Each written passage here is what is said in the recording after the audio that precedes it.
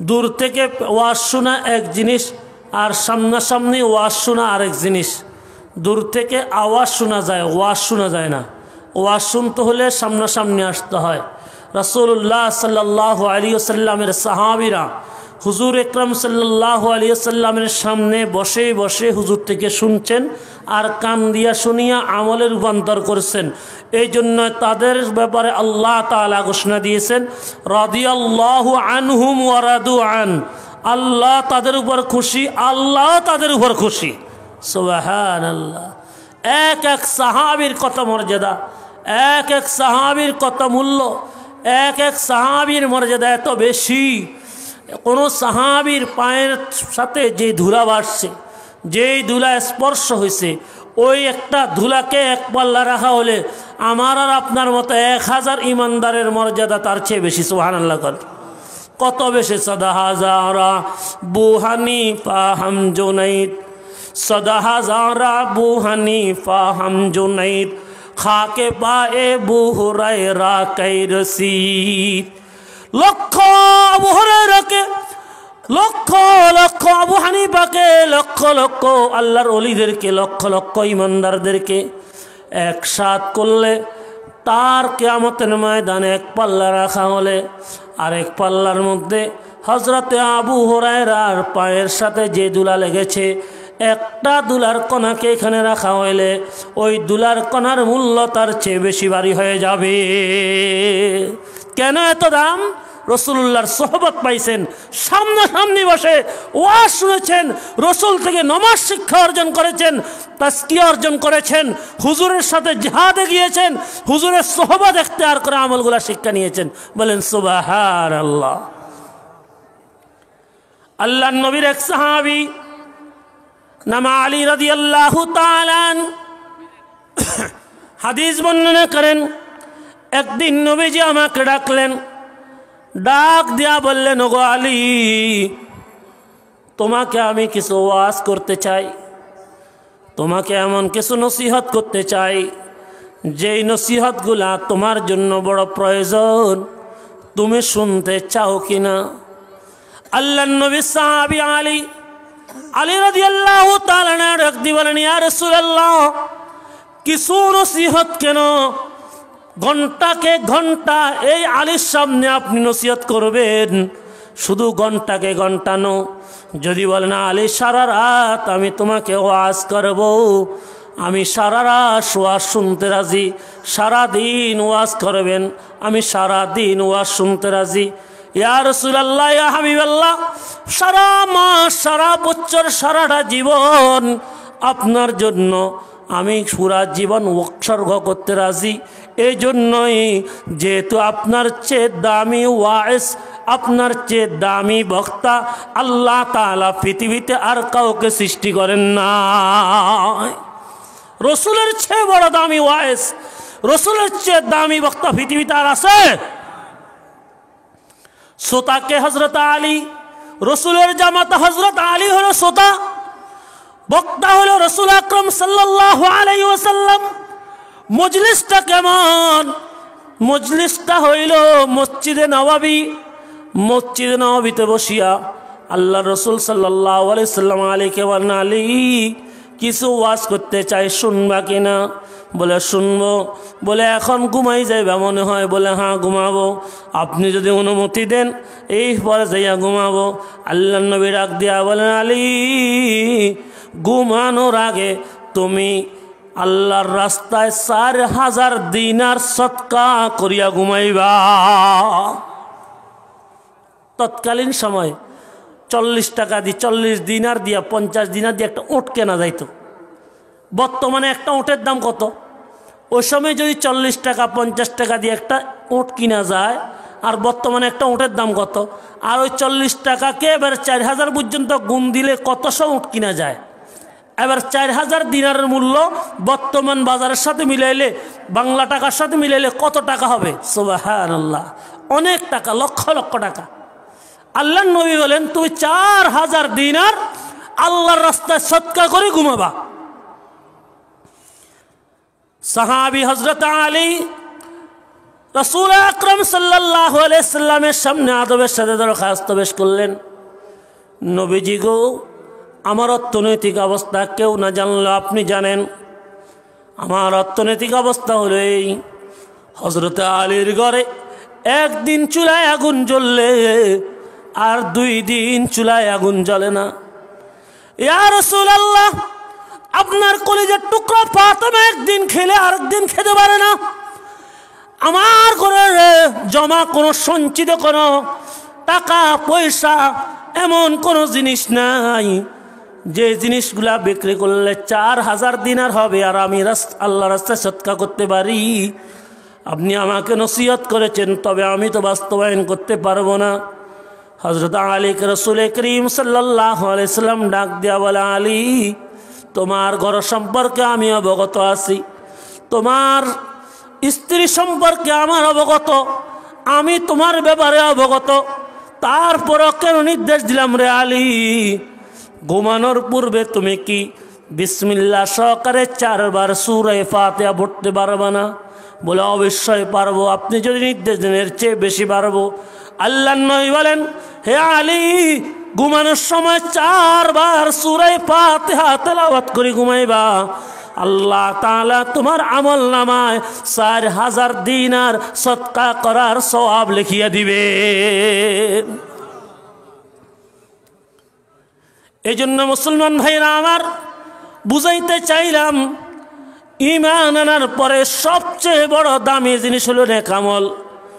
ফামান ইয়ামাল মিসকালা যাররাতিন খাইরান ইয়ারা ওয়া মান ইয়ামাল মিসকালা যাররাতিন শাররান ইয়ারা। দুনিয়ার জগতে কেউ যদি নেকি করে যায়, সে সেটাও হাসর ময়দানে দেখতে পাইবে।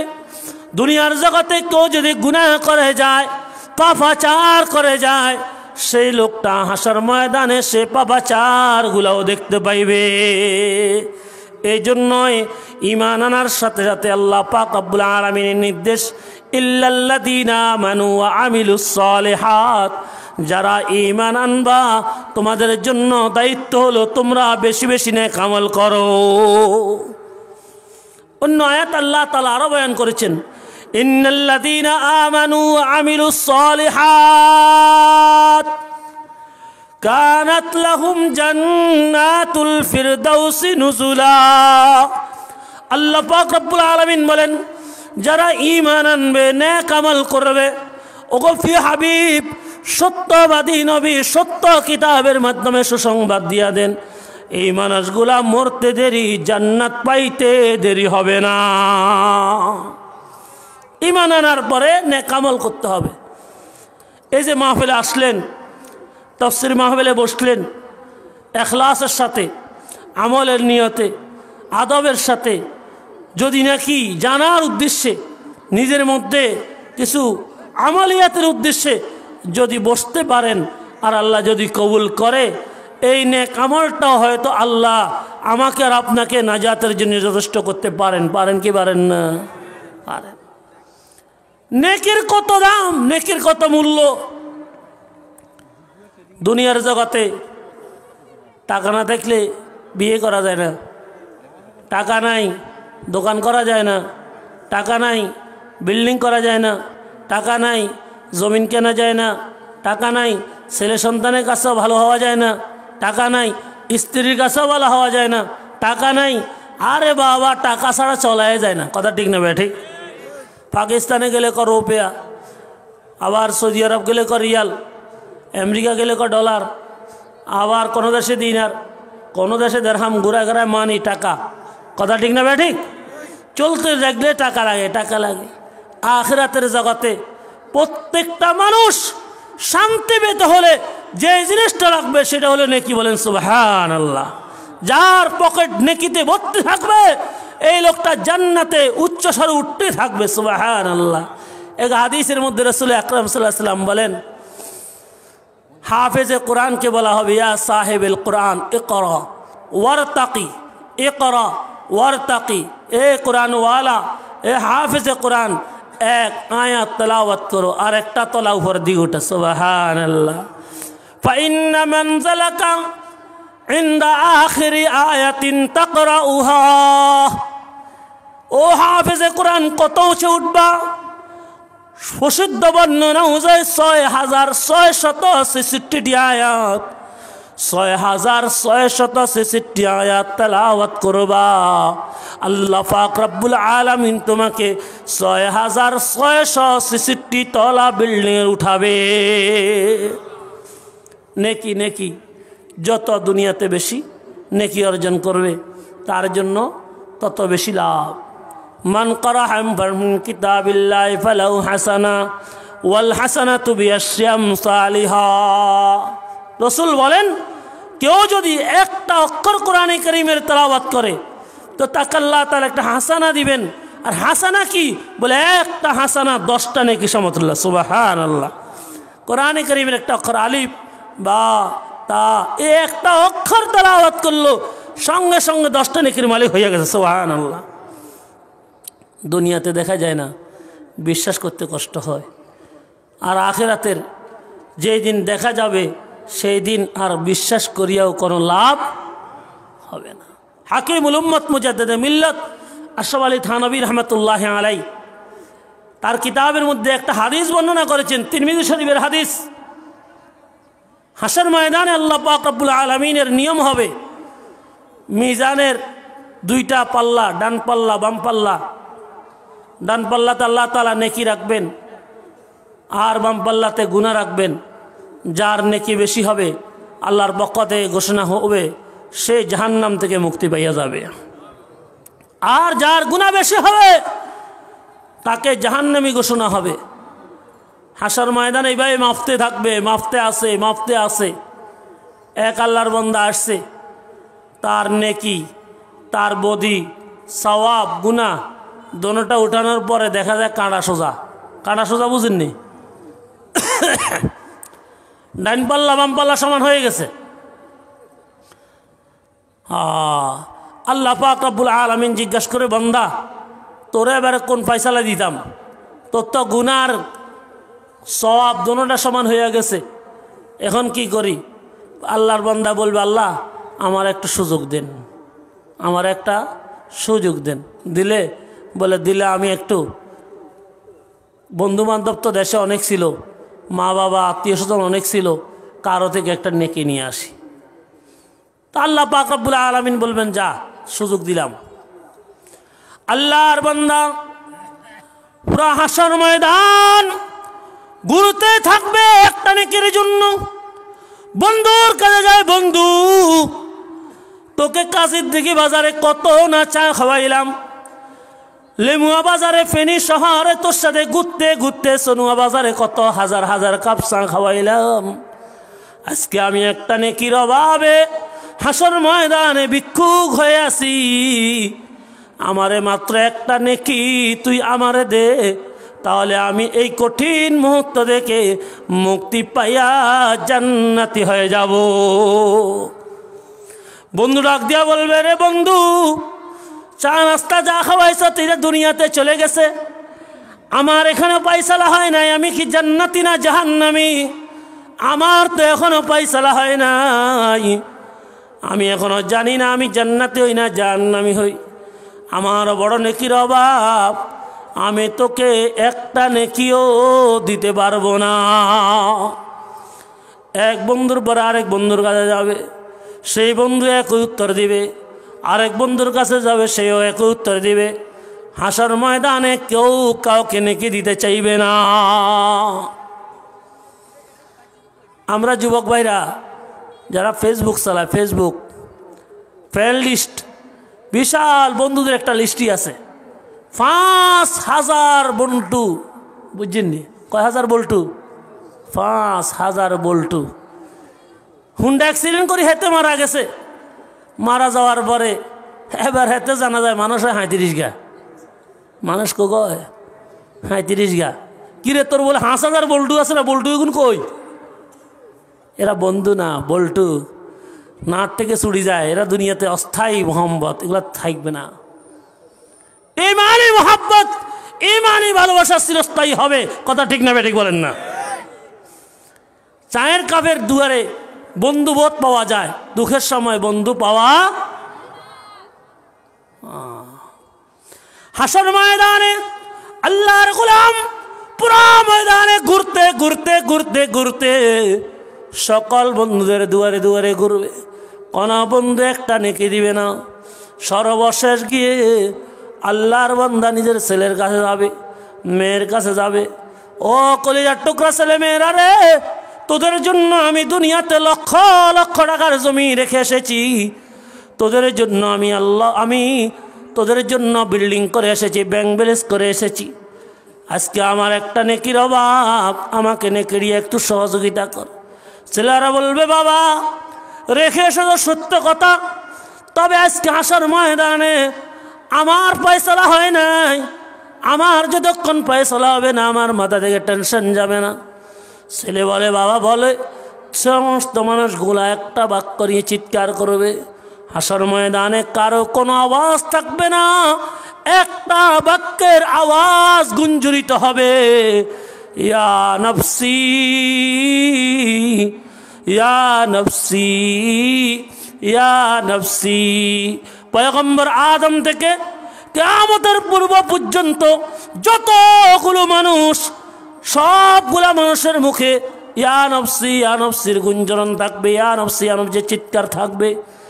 একটা মাত্র মহামানব, তার জবানে ইয়া নফসি থাকবে না, সেই মহামানবের জবানে থাকবে ইয়া উম্মতি ইয়া উম্মতি ইয়া উম্মতি। বলুন তো ওই মহামানবটাকে? মুহাম্মাদুর রাসূলুল্লাহ। आका मेरे तस्कीनो जिगर तेरी सना है, आका मेरे तस्कीनो जिगर तेरी सना है, तू नाज़िश कौनैन तू महबूब खुदा है, तू नाज़िश कौनैन तू महबूब खुदा है। ऐ रहमत आलम बे अबी अंत व उम्मी, ऐ रहमत आलम बे अबी अंत व उम्मी, तू ख़त्म रसूल खल्क़ का तू राहनुमा है, तू ख़त्म रसूल खल्क़ का तू राहनुमा है, तू शाह उमम कोई हुमम सैयद आलम, तू शाह उमम कोई हुमम सैयद आलम, तू अब्र करम तुझसे समन सब जो हरा है, तू अब्र करम तुझसे समन सब जो हरा है, जिस खित्ते गीती में फोड़ा तेरा कदम है, जिस खित्ते गीती में फोड़ा तेरा कदम है, उस खित्ता पे हर शख्स पैदा सब जो हरा है, उस खित्ता पे हर शख्स पैदा सब जो हरा है। ওই মহামানবের কথা রাত আলোচনা করলে রাত শেষ হবে, দিনে আলোচনা করলে দিন শেষ হবে, সপ্তাহ আলোচনা করলে সপ্তাহ শেষ হবে, মাসকে মাস আলোচনা করলে মাস শেষ হবে, তারপরেও ওই মহামানবের আলোচনা শেষ হবে না। কথা ঠিক না বেঠিক? বুঝাইতে চাইলাম হাসর ময়দানে কেউ কারো উপকার করবে না, শেষ পর্যন্ত ভাইয়ের কাছে যাবে, বোনের কাছে যাবে, ভাই বোন অস্বীকার করে দিবে, তোমাকে আমি কোনো উপকার করতে পারবো না। সর্বশেষ মায়ের কাছে যাবে, বাবার কাছে যাবে, মা বাবা দুজনে একই উত্তর দিবে, কোনো উপকার করতে পারবো না। আল্লাহ পাক রব্বুল আলামিন কোরআনে হাকিমের মধ্যে এই কথাটাই বলছেন, ইয়াউমা ইয়াফিরুল মারউ মিন আবিহি ওয়া উম্মিহি ওয়া সাহিবাতিহি ওয়া বানি লিকুল্লি ইমরিইম মিনহুম ইয়াউমা ইযিন শাআনুন ইউগনি। আল্লাহ পাক রব্বুল আলামিন বলেন কিয়ামতের ময়দানে বাবা ছেলেকে পরিচয় দিবে না, ছেলে বাবাকে পরিচয় দিবে না, ভাই ভাইকে পরিচয় দিবে না, সব ফালাতে থাকবে। কারণ যদি পরিচয় দে, যদি নেকি দেওয়া লাগে, এই জন্যই কেউ কাউকে পরিচয় দিবে না। আল্লাহ পাক রব্বুল আলামিনের কথা সত্য প্রমাণিত হবে। সর্বশেষ আল্লাহর বান্দা নিজের কলিজার টুকরা স্ত্রীর কাছে চলে যাবে, ওয়াইফের কাছে চলে যাবে, ডাক দিয়া বলবে, ও কলিজার টুকরা ওয়াইফ, তোমার জন্য জমিনের মধ্যে কি না করেছিলাম, 50টা বছর টানা তোমার বুকের সাথে জড়িয়ে ঘুমাইছিলাম, তোমার জন্য ইন্তেকালের পূর্বে তোমার চিকিৎসার জন্য আরো 10 লক্ষ টাকার জমিন লিখে দিয়ে আসছিলাম। আজকে আমি একটা নেকির ফকির, আমাকে একটা নেকির ব্যবস্থা করে দাও। বলার সাথে সাথে স্ত্রী এক উত্তর দিবে, আমার পক্ষে আজকে একটা নেকিও দেওয়া তোমাকে সম্ভব হবে না। হাকিমুল উম্মত মুজাদ্দিদে মিল্লাত আশরাফ আলী থানভী রাহমাতুল্লাহ হাদিসটা উল্লেখ করেন যে এই লোকটা আফসোস করতে করতে, দুঃখ করতে করতে, দুঃখ কাউকে শেয়ার করার পর্যন্ত লোক পাবে না হাসর ময়দানে। রাস্তার পাশে এক পাশে বসে থাকবে, আঙ্গুল কামড়াইবে। আমাদের দেশে কেউ দুঃখ পড়লে এভাবে আঙ্গুল কামড়ায়, হাসর ময়দানে সে আঙ্গুল কামড় দিয়ে আফসোস করতে করতে রক্ত যেতে যেতে শূন্যের পৌঁছে যাবে, আঙ্গুল শূন্যের পথে পৌঁছে যাবে, তারপরেও তার দুঃখ শেষ হবে। এই মুহূর্তের মধ্যে আরেক আল্লাহর বান্দা আসতেছে বিশাল গুনার বোঝা লইয়া। আশিক কিরে ভাই তুই বসি বসি কি চিন্তা কর রে? আর একখানা কষা, আচ্ছা মাথা গরম থাকলে এসব বালা কথা শুনতে ভালো লাগে না, কথা ঠিক নেই। কষি লেগছে হিমুজা দেখে যে এদের তো কোনো হুঁজিয়ারটা নাই, গুনা কাটা গান এদের কই কোনো লাভ হবো না। সেদিকে যা, তোরা কই কোনো লাভ হইতো না। আচ্ছা কোন দুঃখে আছে দেখেন বলে আমি উপকার করতে পারি না দেখি। আমার বাইয়ে পারে নাই, বাবাই পারে নাই, বল্টুরা পারে নাই, কেউ পারে নাই, তুই কি পারবি? আমার একটা নেকি হলে না যেতে ব্যবস্থা হয়, একটা নেকি কেউ দিচ্ছে না। কই দিয়া তা আসছে, আসার পরে কদর আমার কাছে একটা নেকি আছে, এই নেকি ছাড়া আর কোনো নেকি নাই, এই নেকিটা তোরে দিয়ে দিছি। সুবহানাল্লাহ, সুবহানাল্লাহ। এই একটা নেকি আছে আর সব পাপাসারে ভর্তি আমার জীবন, তোকে এই নেকিটাই দিয়ে দিলাম। সুবহানাল্লাহ কইতেন না কেন? আল্লাহু আকবার, আল্লাহু আকবার।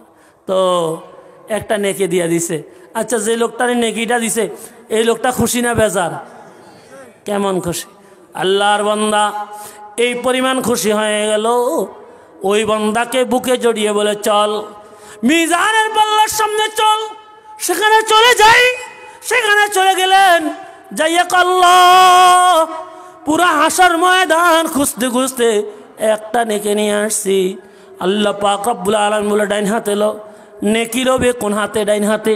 বলে ডাইন হাতে নয়, ডাইন হাতে নিলেন।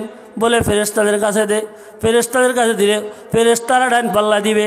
আর ডাইন পাল্লা দেওয়ার সাথে সাথে ডাইন পাল্লা ওজন বাড়ে যাবে।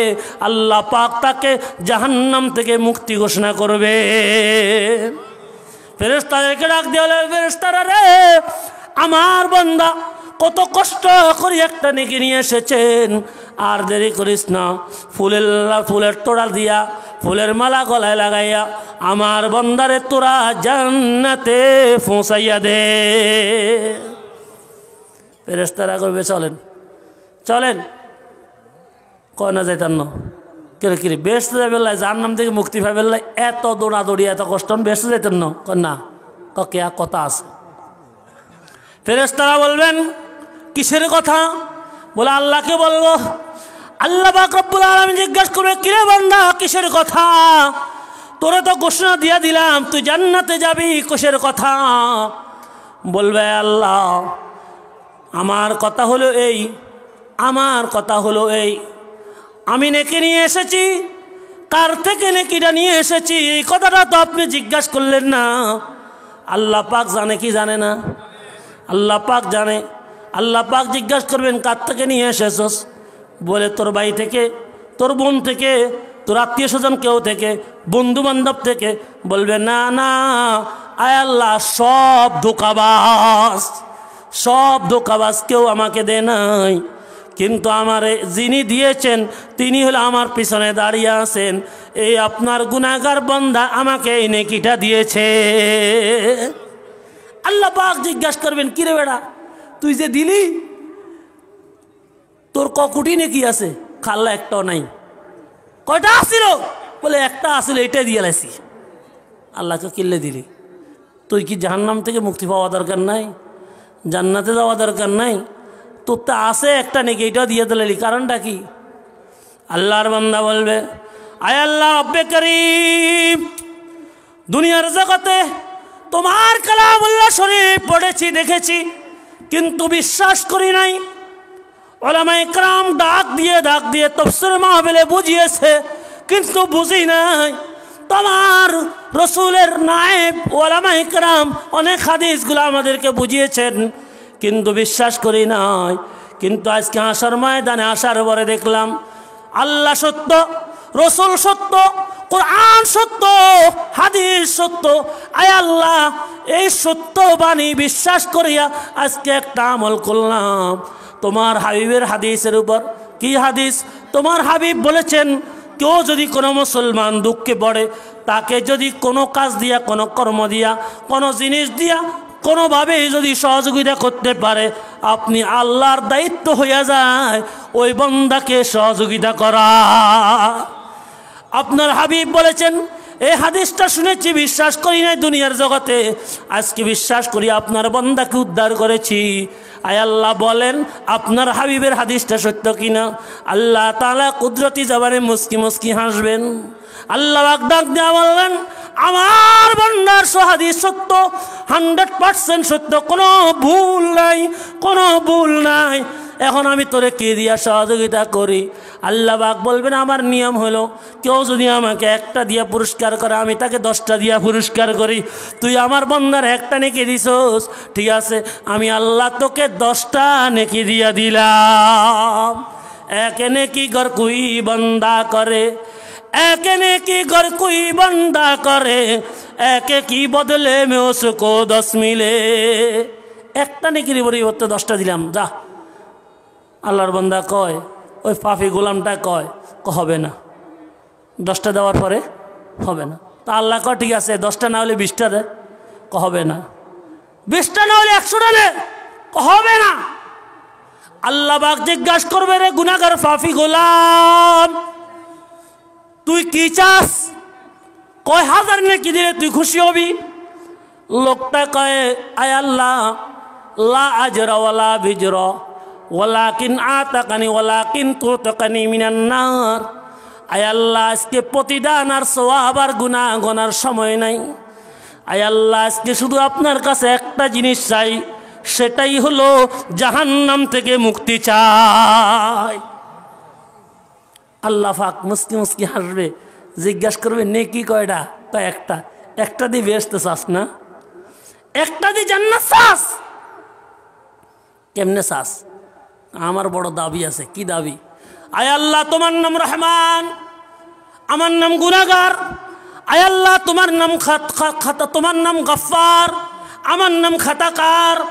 আয় আল্লাহ, আমার নাম পাপী, তোমার নাম রহিম। আয় আল্লাহ, তুমি আমার নামের দিয়ে তাকাইও না, আমার আমলের দিয়ে তাকাইও না। আয় আল্লাহ, তুমি তোমার গুণবাচক শব্দগুলা, গুণবাচক নামগুলা দিয়ে তাকাও। তাকাইয়া আজকে এই গুনাহগার উপর দয়া না করলে, আজকে তুমি রহমতের নজর না দিলে, এই গুনাহগার বাঁচতে পারবে না। আল্লাহ পাক রব্বুল আলামিন ফেরেশতাদেরকে বলে দিবেন, ওর ফেরেশতারা রে, আজকে এই গুনাহগারকে সহযোগিতা করার কারণে এই লোকটা জান্নাতি হয়েছে, তার একটা নেকি দিয়া। সুতরাং আর দেরি করিস না, দোনোজনকে আমার জান্নাতে পৌঁছাইয়া দে। বজুজ রহমত ফানা হে নিসতে ইয়ারব, বজুজ রহমত ফানা হে নিসতে ইয়ারব, বজুজ গফর আসহারা নিসতে ইয়ারব। आजिज़ियम जुर्महा कर दावसे, आजिज़ियम जुर्महा कर दावसे, निस्ते मारा गाइरे तू दिगर बसे। बुझाइते चाইলাম দুইজন লোক জান্নাতে গেছে, কয় কোটি নেকি দিয়া? কথা কয় না, একটা নেকি। বলেন না, কয়টা নেকি? একটা নেকি কে উসিলা করে দুই লোক জান্নাতে গেছে। আর আমরা নেকির খবর নাই, 24 ঘন্টা পাপাচারে লিপ্ত। এই জন্য ঈমান আনার পরে সবচেয়ে দামি কাজ হলো নেক আমল করা। কথা ঠিক না? ঠিক বলেন না? আমাদের মরহুম হাজী আব্দুর রহমান সাহেব, হাইসাব বেগুন হাইসাব ডাকতো, আমরা তো দেখছি ছোটবেলা। এখানে একটা মসজিদ করছে, করছে না? হাজি শামসুল হক এখানে মসজিদ করছে না? করছে।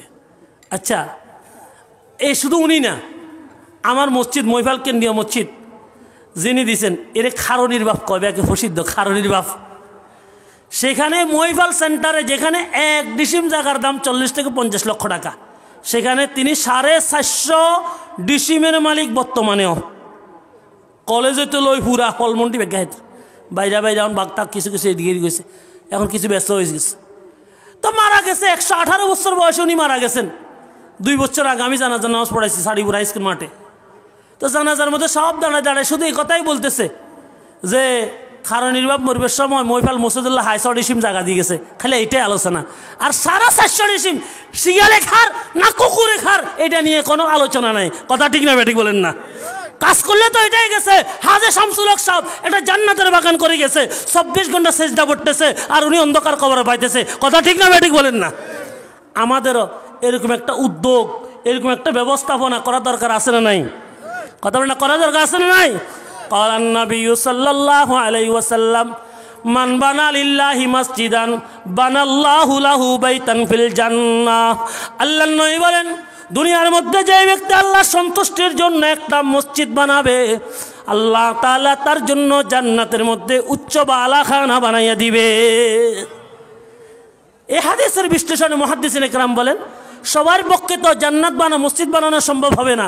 কমপক্ষে যার কাছে 10 টাকা আছে, 20 টাকা আছে, 100 টাকা আছে, 500 টাকা আছে, 1000, 2000, 5000, যার তৌফিক অনুসারে যতটুকু আছে এতটুকু সহযোগিতা করিয়ে যদি মসজিদে থাকে, তাহলে এটাও তাকে জান্নাতে নেওয়ার জন্য উসিলা হয়ে যাবে। সুবহানাল্লাহ।